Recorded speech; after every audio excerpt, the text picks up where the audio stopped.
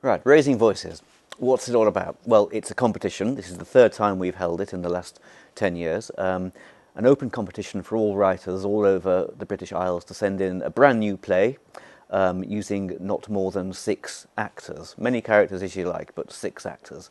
And this time we've had 47 entrants, all of which have been a very high standard, and just 4 of which are going to be read on this stage on the 29th, 30th and 31st of March to a live audience. So it's a fantastic opportunity for those 4 writers we've selected to be read, but also for all the other writers who sent in, a great opportunity to have their plays read and to have some positive and helpful feedback sent back to them.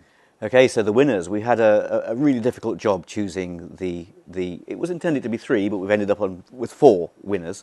We're going to squeeze 2 shorter plays into one night. A lot of the stuff was very funny, very moving, very touching. There's some really great writing going on out there. So these 4, probably not the only 4 we could have chosen, but the ones that we preferred in the end. On Monday the 29th of March, we've got 1 + Infinity by Jimmy Brown, which is about a dyslexic young singer called Isla, who's diagnosed with a melanoma and goes to a clinic and meets a young fellow called Jack, who is also a melanoma sufferer, but also has Asperger's syndrome. And these 2 rather oddball characters form a backwards-moving story. We go backwards in time. We see where they've come from to get where they are.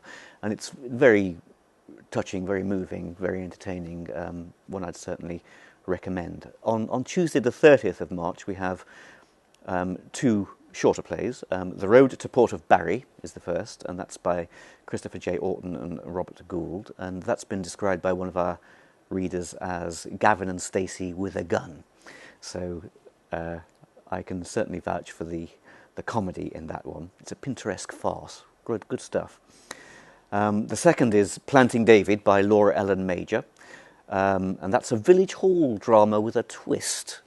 Really quite extraordinary characters gather around a village hall to do a bit of weeding, and then one more turns up and the whole story goes crackers. It's a fantastic modern comedy. I'd really recommend it.